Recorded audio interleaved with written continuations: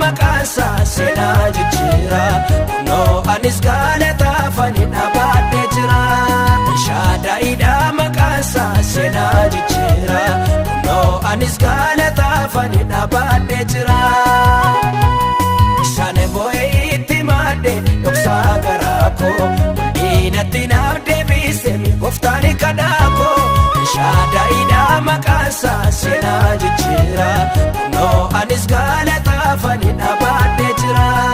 Shaadaayiidha maqaansa seenaa jijjiira kunoo anis galataafani dhaabadhee jira.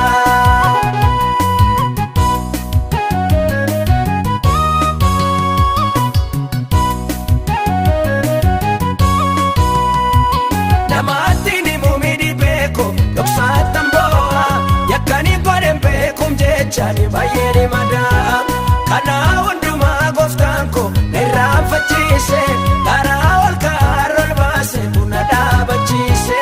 Isaanii boo'ee itti maadde dhoksaa garaa koo diinatti naaf deebise gooftaan kadhaa koo. Shaadaayiidha maqaansa seenaa jijjiira kunoo anis galataafani dhaabadhee jira.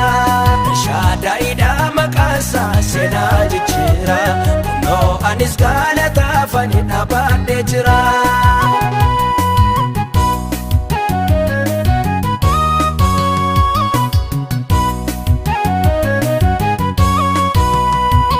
Milaasa jalaatti kuufe halkaaniif guyyaay sagalee konuufan jedhu biinuu maniyya. Inni yaadamaa dhaga'e achiin ilaalle naaf deebise kadhannaa koo dachaan dabalee. Isaanii boo'ee itti maadde dhoksaa garaa koo diinatti naaf deebise gooftaan kadhaa koo. Shaadaayiidha maqaansa seenaa jijjiira kunoo anis galataafani dhaabadhee jira. Shaadaayiidha maqaansa seenaa jijjiira kunoo anis galataafani dhaabadhee jira.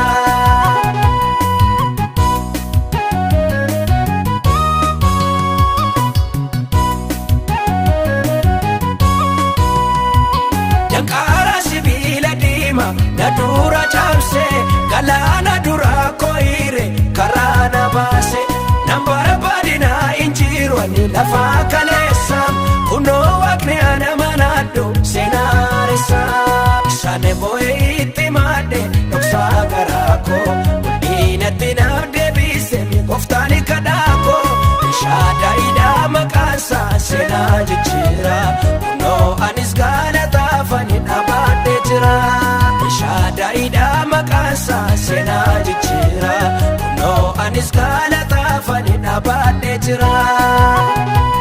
Isaanii boo'ee itti maadde dhoksaa garaa koo diinatti naaf deebise gooftaan kadhaa koo. Shaadaayiidha maqaansa seenaa jijjiira kunoo anis galataafani